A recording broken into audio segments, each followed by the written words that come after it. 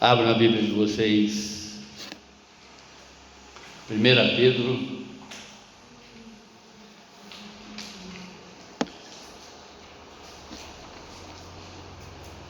Pedro, capítulo 2,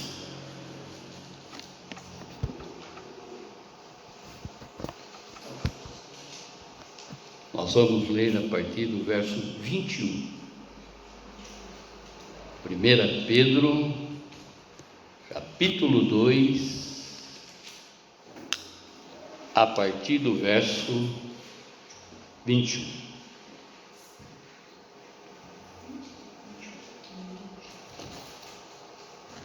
Para isso fostes chamados, pois Cristo também sofreu por vós, deixando-vos exemplo para que sigais os seus passos. Ele não cometeu pecado, nem engano algum foi achado na sua boca. Ao ser insultado, não retribuía o insulto. Quando sofria, não ameaçava, mas entregava-se àquele que julga com justiça. E Ele mesmo levou os nossos pecados em seu corpo sobre o madeiro, para que, mortos para os pecados, pudéssemos viver para a justiça. Pelas suas feridas fostes sarados. Porque viveis como ovelhas desgarradas, mas agora retornastes ao pastor e bispo da vossa alma. Amém, irmãos? Feche seus olhos, abaixe a sua fronte. Vamos falar com Deus. Vamos pedir para que esse Espírito Santo auxiliador, esse Espírito Santo conselheiro, esse Espírito Santo professor, nos ensine tudo que nós necessitamos saber a respeito desta pregação do apóstolo Pedro, para que realmente nós possamos ter essa compreensão e aplicar isso como uma revelação para nossas vidas, e olharmos sempre para esses acontecimentos sobre qualquer circunstância na nossa vida, porque nós sabemos que nós não estamos sós, nós temos a Cristo Jesus, este que veio para sofrer no nosso lugar. Conforme hoje, neste dia, nós estamos também celebrando a Santa Ceia. Como diz a palavra, fazer isso em memória de mim. E que essa palavra realmente, ela entre na sua mais profunda compreensão, para que você sempre faça a memória deste que veio para nos trazer vida e vida em abundância. Amém, irmãos? Glória a Deus. O tema: a cura na cruz de Jesus. Amém? Veja como a palavra, ela se confirma. Veja todos os acontecimentos desse culto. Eu comentava com a Bia que eu tinha uma palavra pronta. Até ontem eu citei um pedacinho dela aqui. Né? Que eu até falei, não, isso vocês não sabem porque eu nunca preguei aqui. Posso saber de ter lido a Bíblia, claro. Tá? Mas não de ter ouvido a pregação. Estava pronto, está pronto. E Deus colocou exatamente, virou a página, né? Como se fosse assim, né? Não é essa hoje, é essa que eu quero que você fale. E já confirmando que a palavra cura, ela está totalmente relacionada com esse culto. Eu creio que, como a palavra não volta vazia, ela tem um lugar específico para ser alcançada em um de nós, ou podemos dizer a todos nós, porque verdadeiramente, né, nós necessitamos de cura, seja ela física, seja ela mental e seja ela espiritual. Amém, irmãos? Então, a cura na cruz de Jesus. Assim como Anás, Caifás, Herodes Antipas e Pilatos, você e eu também somos culpados pela morte de Jesus. Sabiam disso? há 700 anos antes de Cristo, o profeta Isaías, esse profeta que mais revelou a vinda do Messias, e que, glória a Deus, para a nossa graça e para a nossa misericórdia, ele já veio. E como eu sempre digo aqui, ele cumpriu cabalmente todo o seu ministério terreno. O ministério terreno de Jesus teve início, meio e fim. Ele fez tudo por submissão ao Pai. E há 700 anos atrás, falando exatamente sobre essa pessoa que viria, Jesus, Isaías, ele escreve: certamente ele tomou sobre si as nossas enfermidades, e as nossas dores levou sobre si, e nós reputávamos por aflito. As pessoas que viam aquele acontecimento, via exatamente essa aflição. Imagine agora, né? Ainda que está sendo aqui colocada uma profecia, mas Isaías, ele é rico na sua fala, na sua escrita, porque ele detalha exatamente até o posicionamento que nós poderíamos ter tido nessa visão, ou desta visão. Amém? Ferido por Deus e oprimido, mas ele foi traspassado, em outras palavras, transpassado, ferido pelas nossas transgressões e moído pelas nossas iniquidades. O castigo que nos traz a paz estava sobre ele, e pelas suas pisaduras fomos sarados. Todos nós andávamos desgarrados como ovelhas, cada um se desviava pelo seu caminho, mas o Senhor fez cair sobre ele a iniquidade de todos nós. Os nossos pecados estavam sobre ele. Isaías 53, versos 4 e 5. Na cruz, irmãos, ele foi transpassado, o que significa que ele foi furado de lado a lado, né? Todo mundo assistiu, creio eu, o filme do Mel Gibson, Passion, ou Paixão, né? Todo mundo já assistiu um filme relacionado à crucificação de Jesus Cristo, e vê exatamente que num determinado momento, um soldado, para verificar se verdadeiramente ele já estava morto, pega a sua lança e fura ele de lado a lado. Então na cruz ele foi transpassado. Na cruz as suas mãos e os seus pés foram atravessados por prego a nosso favor. Há um escritor cristão, Max Lucado, que ele escreve que o que sustentou Cristo na cruz não foi os pregos, mas sim o amor que ele tinha, que ele tem por mim e por vocês. Na cruz, Jesus foi pisado, esmagado pelo peso do seu fardo, ou do nosso fardo. Fardo este que são os nossos pecados que caíram sobre ele. Imagine agora, todos os pecados que você cometeu estavam sobre Jesus, até aqui.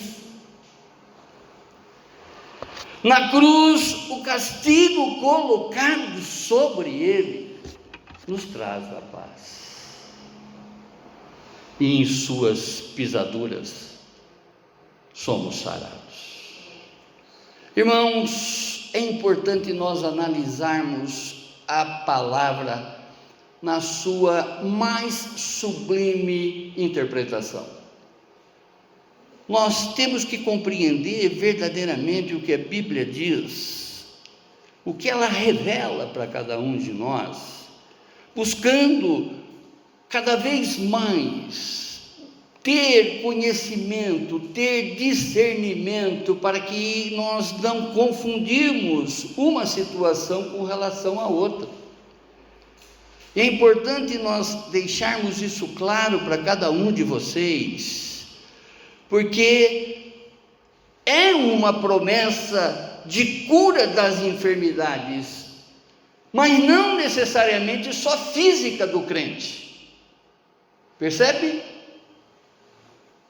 Quantas pessoas que hoje estão adentrando dentro de igrejas que promovem milagre, cura, libertação, entram e acontece verdadeiramente esses milagres de cura e libertação dessas vidas. Mas se essa pessoa que foi curada, que foi, digamos, libertada nessa ocasião, se ela não se cuidar, se ela não buscar exatamente um crescimento espiritual, essa cura física pode até matar ela ainda, e dessa vez eternamente. Porque quando eu bato no meu peito achando que eu mereço alguma coisa, eu estou me perdendo. Percebe, irmãos? Nós temos que dar graça, nós temos que olhar exatamente pelo amor de Deus e pela sua misericórdia e contemplar, porque é a única razão de ainda não termos sido consumidos.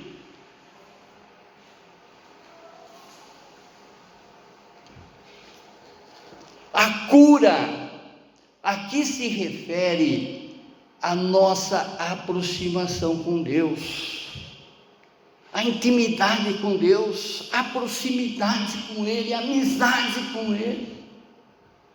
Olha que nós falamos aqui ontem na missa, observando exatamente esse lado, não é? De mantermos cada vez mais a nossa mente focada nessa amizade sincera, porque a única pessoa, não é? Nesse mundo e no que está por vir, que é sincera, é o Pai, é o Filho e o Espírito Santo. Às vezes a gente bota confiança no homem. Maldito é o homem que confia no homem. Essa palavra não quer dizer do fato de eu confiar na Léo, é o fato de eu botar fé em mim mesmo. Maldito é o homem que confia no homem. Eu tenho que colocar exatamente toda a minha fé, toda a minha confiança em Cristo Jesus. Amém? A cura aqui ela trata da enfermidade da alma e não só do corpo. Conforme eu sempre falo para vocês e exemplifiquei ainda agora, muitas pessoas vão entrar nessas igrejas e serão curadas. Eu não tenho dúvida disso, porque onde que está sendo promovida, onde que está sendo proclamada a palavra de Deus, ali tem cura. Aonde que está sendo revelada, onde que está sendo pronunciada a cruz de Jesus, tem cura. Mas o objetivo maior de todo esse sofrimento, de toda essa situação da qual Jesus se submeteu, é a nossa cura eterna, é a nossa salvação, é exatamente a correção da nossa alma.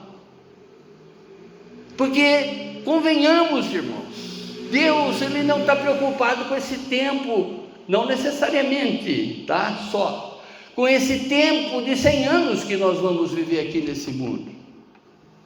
Ele está querendo exatamente nos aprimorar, nos melhorar, para que tenhamos com Ele a vida eterna, para que sejamos imortais. E essa imortalidade, essa vida eterna, conforme eu sempre enfatizo para vocês, já começou aqui. Claro que ela começou para aqueles que verdadeiramente estão, não é, observando que Jesus veio para curar a alma. Jesus, a cura na cruz de Jesus. Mas eu tenho procurado essa cruz, eu tenho sustentado essa cruz diante das circunstâncias da minha vida, nas áreas da minha vida? Amém? A cura aqui é para a causa do nosso problema principal, que é o pecado. Curarmos verdadeiramente desse pecado, curarmos dessa iniquidade, desse pecado repetitivo, não é? Que sabendo exatamente de que nós temos um Deus de amor, um Deus de misericórdia, às vezes a gente sai do culto, recebe uma palavra dessa e vai pecar.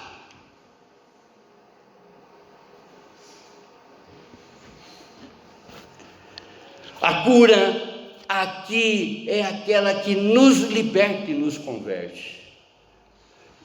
Conversão é mudança de direção, é fazer exatamente um giro de 180 graus. Se ontem eu estava caminhando como ovelha desgarrada nesse mundo hostil, se ontem eu andava aqui nas trevas, hoje, através do bispo da minha alma, eu ando na maravilhosa luz. Percebe, irmãos? Ele veio exatamente com esse objetivo. Ele quer exatamente que tenhamos essa vida, e essa vida em abundância do lado dele e eternamente. Amém? Que já começou aqui, sempre friso isso. Oh glorioso Deus! A cura aqui só é cumprida no reconhecimento de Jesus e na sua cruz. Essa profecia foi feita há 2.700 anos atrás, mas glória a Deus, mais uma vez, já se cumpriu. Jesus nasceu, Jesus viveu, Jesus padeceu por nós. Foi crucificado, morreu e ressuscitou por nós. E como diz a palavra, a maior certeza que nós devemos ter no nosso coração é que Ele já está voltando.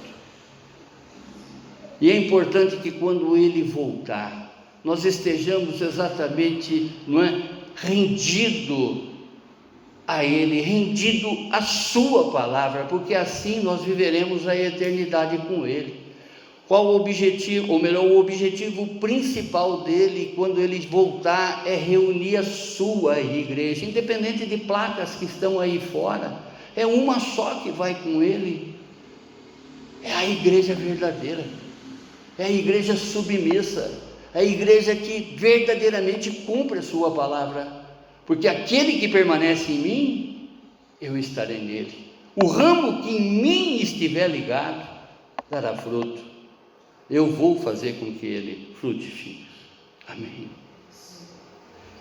O contexto, como nós podemos observar, que é o apóstolo Pedro que relata que devemos ser como Cristo Jesus. Ele, Pedro, havia aprendido de Jesus e conviveu com Jesus. Irmãos, quando eu estou diante da revelação desses apóstolos, todos do Novo Testamento, em especial os que tocaram a Jesus, aqueles que viram Jesus, eu paro com uma atenção muito especial. Em tempo, eu gostaria de ter a oportunidade de ter tido essa oportunidade, percebem? Eu gostaria, também de tocá-lo. Então eu jamais posso duvidar de uma teologia dessa, de alguém que é a testemunha ocular dos fatos. Percebe que você caminhar do lado de uma pessoa dócil, você caminhar diante de uma pessoa da qual não tem mancha alguma, você caminhar do lado de uma pessoa que você não tem isso aqui para falar dela. Pedro caminhou. Pedro viu insultos a Jesus. Pedro viu ele sendo difamado. Qualquer palavrinha contrária que fala aí a nosso respeito, a gente já quer partir para as 10. E o que ele está falando aqui? Esse Pedro transformado. Quando Jesus botou os olhos em Pedro e disse: a partir de hoje você vai chamar Cefas, que significa pedra, e através dessa pedra eu vou edificar a minha igreja. Jesus estava falando exatamente de uma pessoa que precisaria ser transformada em todos os aspectos. Pedrão, né? Era impossível, era responder de imediato às questões, mas ele foi transformado, assim como muitas pessoas são transformadas quando encontram Cristo Jesus. Amém. Pedro havia aprendido de Jesus, ele conviveu com Jesus, assim como nós. Pedro também andava nesse caminho, neste mundo desvirtuado, como uma ovelha desgarrada, mas nenhum pecado foi encontrado em Jesus. A diferença entre Cristo e nós é que nós somos pecadores, Jesus nunca foi. Quando eu olho essa passagem, eu vejo exatamente Pedro sentado, às vezes, observando a reação de Cristo Jesus. Em tempo, ele pensa: eu não conseguiria ser assim. Eu dava ali um bufete, eu respondia com um soco. Mas Deus vai nos transformando à medida que nós vamos aprendendo dele, à medida que nós vamos contemplando essa boa notícia, esse evangelho, ele vai tomando proporção na nossa vida. Nós não estamos vendo, mas algo está transformando dentro de nós, agora, por exemplo, porque o Espírito fala para a igreja, e quando nós estamos envolvidos com a palavra de Deus, é o Espírito entregando para vocês essa palavra, e não necessariamente o pastor. Amém, irmãos? Oh, glorioso Deus! Pedro, nesses versos, ele relata o porquê de termos sido chamados. E ao estudarmos estes versos, encontraremos várias afirmações para atendermos a esse chamado e seguirmos os passos de Jesus. Eu sempre digo a vocês, e isso é a coisa mais óbvia: você não está aqui por um acaso, você não caiu aqui de paraquedas, você não foi trazido aqui por um convite humano, você foi trazido aqui pela força do Espírito Santo, porque Ele é o regente, é Ele que, diante de todos os seus nãos, diante de todas as negativas que você tinha para não ter vindo nesse culto, o Espírito Santo te convenceu de que aqui é o melhor lugar para que você esteja. Amém? Olha agora quantos obstáculos que surgiram e quantas vezes você falou: hoje eu não vou. Não responda para mim. Nós temos um Deus onisciente que sabe de todas as coisas. A Fátima, ela estava debilitada, por isso que, segundo o testemunho dela aqui, ela só está aqui pela mão desse que é digno de toda a honra e toda a glória. Está sustentada aqui por Cristo Jesus. E ao estudarmos esses versos, nós encontraremos várias afirmações para atendermos esse chamado e seguirmos os passos de Jesus. Primeira afirmação: somos chamados a imitar Jesus. Pedro é um imitador de Cristo Jesus. Esse cara mudou. E o que ele está pregando para aquelas pessoas, para aqueles ouvintes, através dessa carta que ele está escrevendo para aquele tempo, como para o nosso também, eu mudei. E eu mudei porque eu comecei a observar Cristo, eu comecei a ver exatamente o que Cristo significa na minha vida. Eu mudei porque eu quero seguir os seus passos, eu não quero mais agir da maneira que eu agia. Antes Eu não levava desaforo para casa. E hoje eu compreendo que os humilhados é que serão exaltados. Hoje eu tenho a compreensão de que Cristo, Ele não ficou calado em determinadas situações, porque Ele tinha perdido aquela batalha, aquela discussão. Ao contrário, é porque Ele tinha entendimento, Ele tinha discernimento que aquela pessoa jamais atingiria o grau de conhecimento que Ele possui do Pai. Amém? E essa mesma situação que nós devemos imitar. Às vezes, numa troca de troco, no mercado, a gente, numa ofensinha insignificante, a gente já quer mostrar para aquela pessoa que nós não aceitamos aquilo. Calcula o que Cristo sofreu por você, por nós.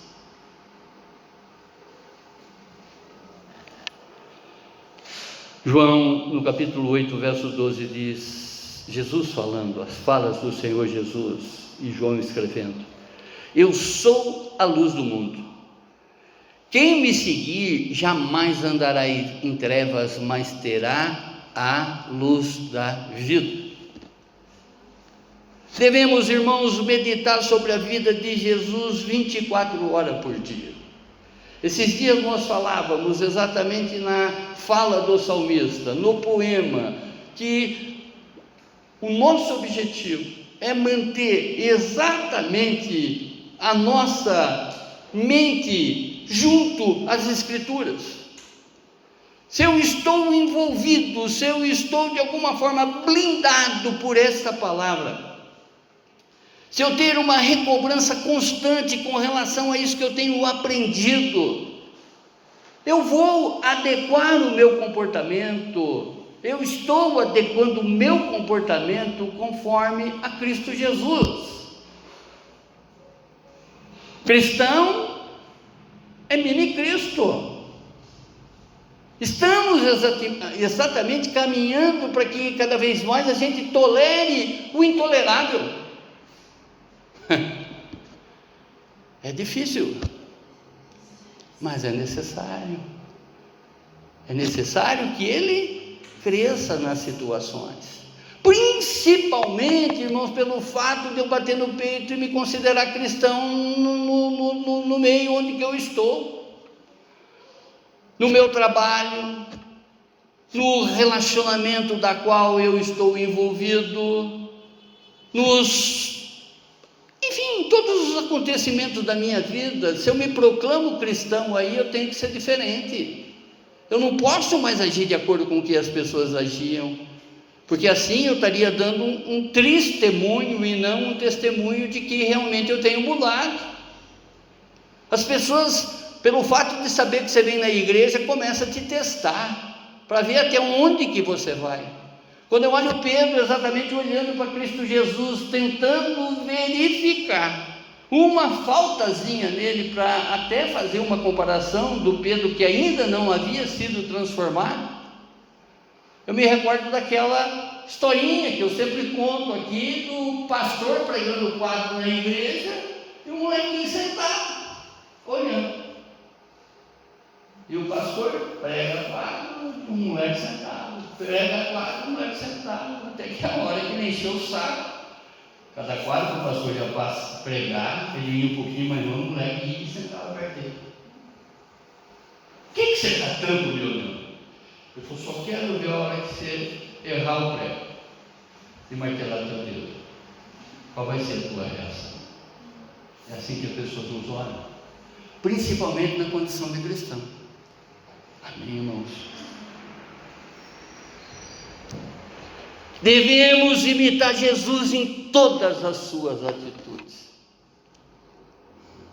É difícil, mas é necessário.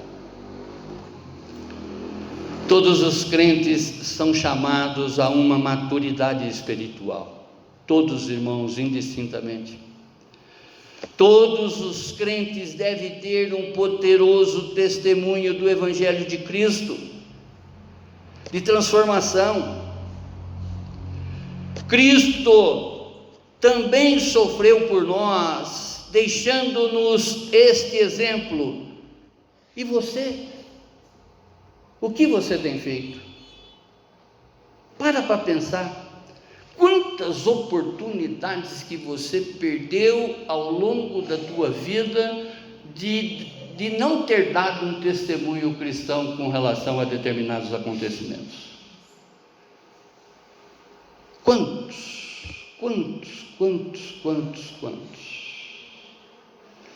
Você tem buscado crescer diante do sacrifício de Jesus? Tem se esforçado para tornar poderoso o seu testemunho? Ou tem se lamentado e considerando-se um injustiçado? Eu não mereço isso. Jesus merecia ter ido na cruz para ocupar o meu e o teu lugar? Diante de desfeitas, diante de incompreensões, diante de malfeitos, de falácias, de fofoca, qualquer coisa relacionada à tua pessoa, na cruz de Jesus tem cura. Olha para a cruz, olha para a cruz, olha para a cruz em cada circunstância da tua vida. Você não vai levar desaforo para casa, você não vai levar desaforo nem naquela situação, porque você vai ter uma compreensão, você vai ter um discernimento de que se você está sofrendo esse tipo de coisa, não é a pobre pessoa que está aqui agora me humilhando. Jesus diria que os cristãos seriam perseguidos, mas ele diz: tenham paz em mim, porque no mundo tereis aflição. Eu venci o mundo, você também pode vencer. Seja qualquer circunstância na tua vida, você já é vencedor. Cristo já venceu isso por você. Então você não vai levar desaforo para casa, ao contrário, você vai dar um testemunho de que você é uma pessoa mudada, você é uma pessoa alterada, você não responde mais à altura daquela pessoa, você não é ignorante como aquela pessoa. Ignorante, eu sempre pondero aqui, eu sempre pontuo aqui, é o fato da pessoa não saber aquilo que você já conhece. Então, se você tem um conhecimento das Sagradas Escrituras, você tem um conhecimento do Evangelho, você tem por obrigação trazer essa vida ignorante para Jesus, em vez de brigar com essa pessoa, em vez de discutir com essa pessoa. Amém? Esse é o nosso papel, irmãos, essa é a nossa missão. Nós fomos trazidos nesse mundo com duas incumbências: amar Deus sobre todas as coisas, o nosso próximo como a nós mesmos. E amando o nosso próximo como a nós mesmos, nós queremos que ele tenha o mesmo futuro que teremos, a eternidade com Jesus. Amém? Filipenses no capítulo 1, verso 29, escreve assim: pois o amor de Cristo vos foi concedido, não somente crer nele, ou seja, para crer nele, mas também para sofrer por ele.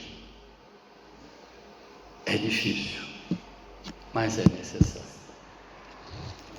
Segunda afirmação: nenhuma falha, queixa é encontrada em Jesus, versos 22 e 23. Pedro, ele viu de perto todas as ações e reações de Jesus. Pedro afirma que Jesus era perfeito em tudo. Ele não reagia a insultos, ele mantinha-se controlado. Agora você vai falar para mim: pastor, mas ele era Cristo. Ele era homem, como eu e como você. Ele suportava isso tudo na sua carne, como eu e você. Ele, na sua vida, na sua essência humana e divina, aqui ele era humano. Todas as situações que nós teríamos, que nós temos, ele também poderia reagir na mesma moeda. Ele sentia isso. Ele sentia quando ele estava sendo menosprezado. Ele sentia quando ele estava sendo escarnecido, quando as pessoas estavam falando mal dele pelas costas, ou até confrontando ele diretamente. Percebe você andar nesse mundo, em todos os lugares que você for, você tem uma sabatina a ser respondido, você ser examinado de cima a baixo, as pessoas querendo buscar exatamente as suas faltas. A mim não, porque de repente, se olhar para mim, já vai ver que eu sou falho. Mas ele era perfeito em tudo, ainda sendo humano. Se Jesus, ele fosse espírito naquele instante, ele não sentiria absolutamente nada, como também não sentiria nada na cruz. Mas ele sentiu dor, ele sentiu desfeita, ele sentiu cusparadas. Tudo que foi feito com relação a ele, que estava direcionado a mim e a você, ele sentiu. Se ele for capaz, se ele foi perseguido, e conforme ele mesmo diz, vocês serão perseguidos por me seguirem, ele suportou. Ele teve aflições e suportou. E nós também deveremos suportar para imitar a ele.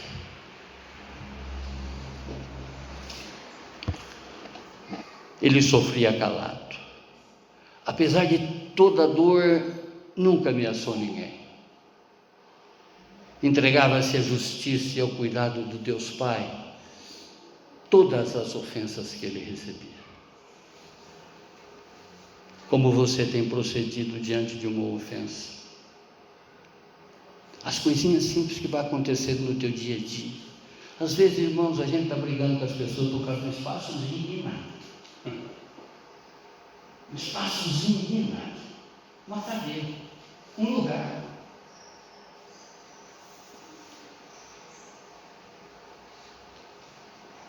Um atravessamento no trânsito.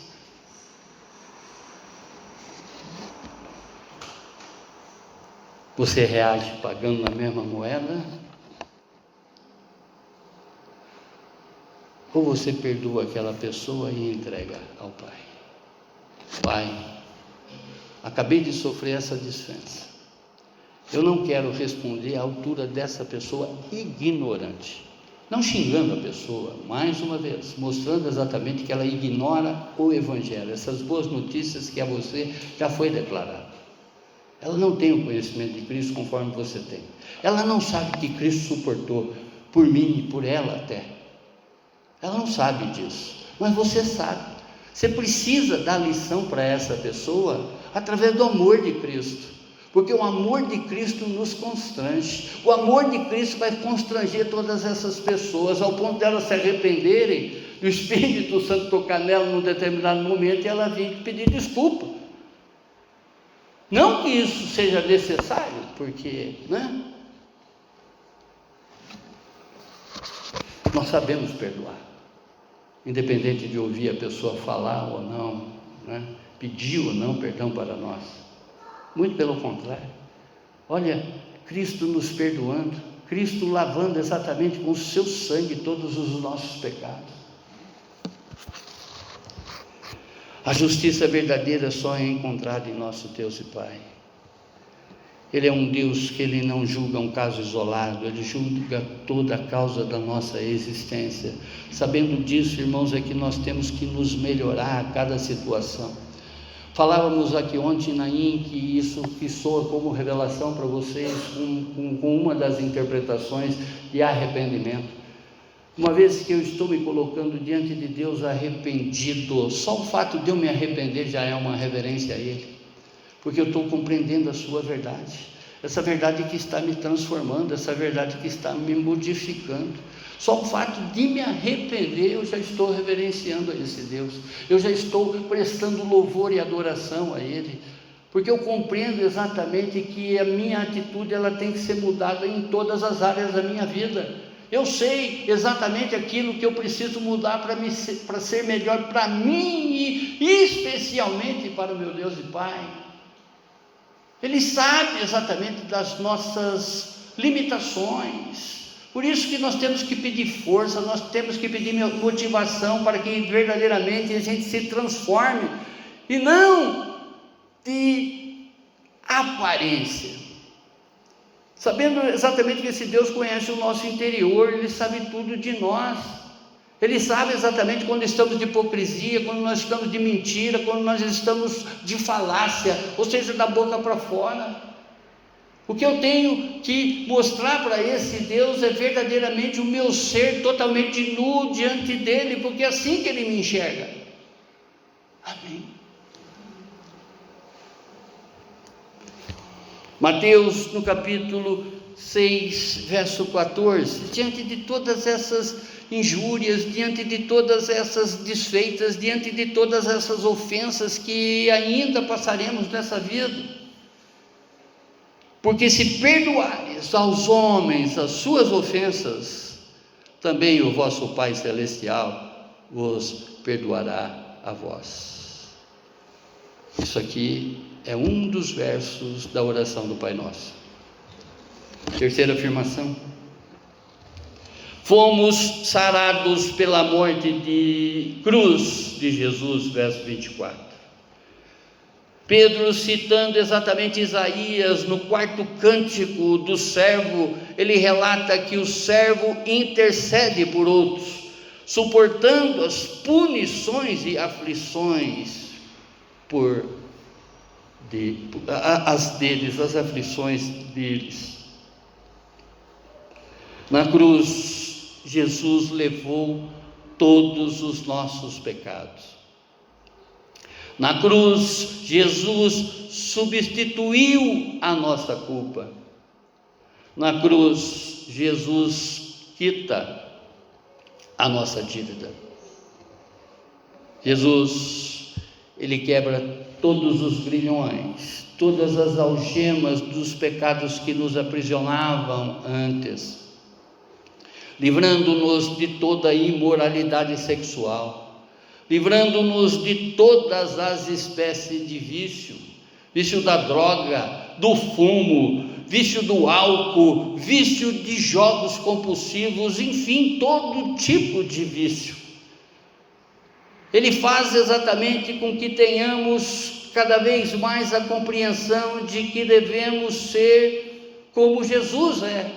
Devemos agir como Jesus agia diante das circunstâncias, todas, irmãos, todas. Então Ele vai trabalhando exatamente, todas as áreas da nossa vida, vai sendo feita uma transformação na nossa vida, como pedra bruta que Pedro chegou e que Jesus bateu o olho nele: Simão, a partir de hoje você vai ser Cefas. Ao longo dos anos, ao longo desse seminário que Jesus promoveu com Pedro dioturnamente, durante 3 anos, ele lapidou essa pessoa que escreve e fala para que realmente sejamos igual a Cristo.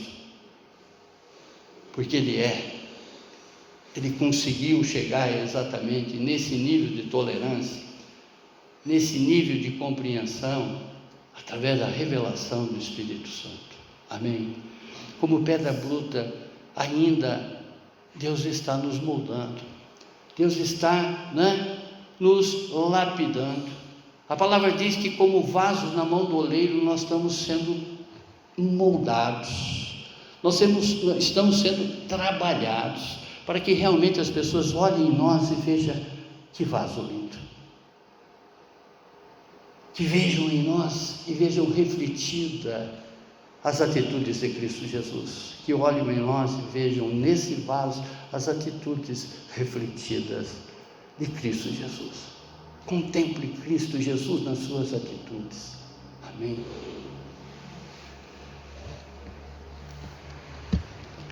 Através do sofrimento, das feridas e de sua morte, é que somos sarados espiritualmente. Deus busca a nossa verdadeira conversão. Deus quer que tenhamos o maior milagre da nossa vida. Mais uma vez, irmãos, mais uma vez, o que essa igreja sempre promove, exatamente essa conversão verdadeira, essa salvação, essa vida eterna. Deus ofereceu o seu próprio Filho para esse acontecimento. Deus amou tanto o mundo, amou o mundo de tal maneira que deu o seu único Filho, o seu unigênito, para que todo aquele que nele crê não pereça, mas tenha vida eterna. Ele mandou Jesus aqui para resgatar a minha vida e a sua. Ele enviou Jesus para esse mundo para que Jesus deixasse um legado, deixasse exatamente um discipulado da qual nós devemos imitar. Ele trouxe exatamente a esperança para que todos nós, uma vez que conhecemos essa verdade, jamais caminharemos nesse mundo desesperançado, jamais teremos depressões, jamais teremos ansiedade, porque Ele já revelou, Ele já deixou tudo para cada um de nós. Amém. E a quarta afirmação: pertencemos no rebanho de Jesus, verso 25. Deus é o pastor da nossa alma. Como eu medito nesse verso, irmãos, como eu medito nesse verso, que Jesus é o bispo da nossa alma. É Ele exatamente ensinando o nosso comportamento, é Ele ensinando verdadeiramente tudo aquilo que Ele aprendeu de Deus e transferindo para cada um de nós, através do seu Espírito Santo, esse Deus presente, esse Deus que é a sombra à nossa direita, que jamais nos abandona sob qualquer circunstância. Deus, com o seu amor, Ele cuida de nós. Deus, com o seu poder, nos protege. Deus, com sua sabedoria, nos guia, dirige o nosso caminho. A palavra em Salmos 100, no verso 3 diz: sabei que o Senhor é Deus, foi Ele quem nos fez e dele somos. Somos seu povo e rebanho que Ele pastoreia. Salmo 23, verso 1 diz: o Senhor é o meu pastor e nada me faltará. Em outras traduções, nada terei falta. Cristo me basta. Concluindo, Pedro nos admoesta, em outras palavras, nos repreende com amor a viver de maneira exemplar para a glória de Deus. Pedro nos pede que voltemos totalmente a nossa atenção para Cristo Jesus. Pedro exorta a seguir o exemplo de paciência e perseverança de Jesus. Pedro nos recorda dos benefícios gerados da nossa conversão.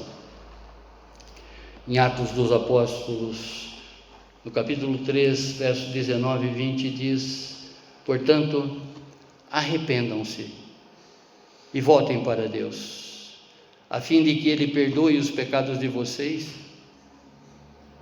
e também para que tempos de nova força espiritual, e também para que tempos de nova força espiritual, venham do Senhor, e Ele mande Jesus, e que Ele já tinha escolhido para ser o Messias de vocês. O que foi revelado, o que está revelado nas profecias feitas por todos do Antigo Testamento, essas profecias todas em Cristo Jesus já se cumpriu. Ela se cumpre exatamente com a vinda de Cristo Jesus. E um dos últimos versos da Bíblia, no livro de Apocalipse, diz: Maranata, Maranata, ora vem, Senhor Jesus. Ele já está voltando, Ele já está vindo. e vindo exatamente com a missão de salvar aqueles que verdadeiramente conheceram e viveram a sua verdade. Você que não conhecia Jesus da maneira que o Espírito Santo revelou para você nessa noite, e conhece um pouquinho mais dele agora, você sabe e aprendeu que ele veio por você, ele sofreu por você, ele morreu por você, ele ressuscitou por você. Quando eu falo você, eu me incluo nisso também, é óbvio, incluo todos os nossos, todos aqueles que aqui nós estamos representando. Ele está voltando por você. Obrigado, Deus. Obrigado, Pai, por mais uma vez, Senhor, ter nos trazido essa lição de Pedro. Esse homem que, de uma certa forma, era um homem rústico, era um homem durão, era um homem de uma personalidade muito forte, mas a partir do comportamento do seu filho Jesus, ele foi sendo tocado pelo Espírito Santo, vendo que ele tinha que mudar em muitos aspectos da vida dele, para que verdadeiramente ele pudesse, num determinado dia, dizer que conheceu a Cristo Jesus, que andou com Cristo Jesus e que aprendeu de Cristo Jesus, porque aquele que aprende de Cristo Jesus é nova criatura, as coisas velhas já se passaram, tudo está sendo feito como novo na nossa vida, e é esse novo que as pessoas aí fora estão ansiosas para receber. Nos capacite, Senhor, aí a essas ovelhas perdidas, a essas ovelhas que estão aí desgarradas sem pastor, a essas ovelhas que estão em trevas, aonde que nós possamos resgatá-las, aparar os seus pelos, ou seja, corrigir através do seu Espírito Santo, através do Evangelho de Cristo Jesus, todos os defeitos dessa pessoa, num discipulado voltado exatamente pelo ensinamento do seu Filho. Nos capacite, Senhor, a ir buscar essas pessoas, que muitas delas ainda, Pai, se encontram dentro do nosso clã, dentro da nossa família, Senhor. Nos dê essa capacidade, Senhor, que o Seu Espírito Santo, conselheiro, revelador, já esteja agora, Pai, derrubando as escamas dos olhos destes, Pai, para que eles possam contemplar o Senhor, digno de toda honra e toda glória, o Senhor que veio para a minha vida, para a vida dos meus irmãos e para a vida de todos os nossos, Pai. No nome sagrado do Seu Filho Jesus, a qual no seguinte instante estaremos prestando homenagem a Ele, participando da Santa Ceia, Senhor. É no nome dEle que nós lhe agradecemos por essa palavra, por esse banquete, por esse alimento espiritual que o Senhor nos serviu nessa noite, Pai. Somos gratos. Muito obrigado, Deus. Muito obrigado, Deus. Amém, amém, amém. Glórias a Deus, glórias a Deus.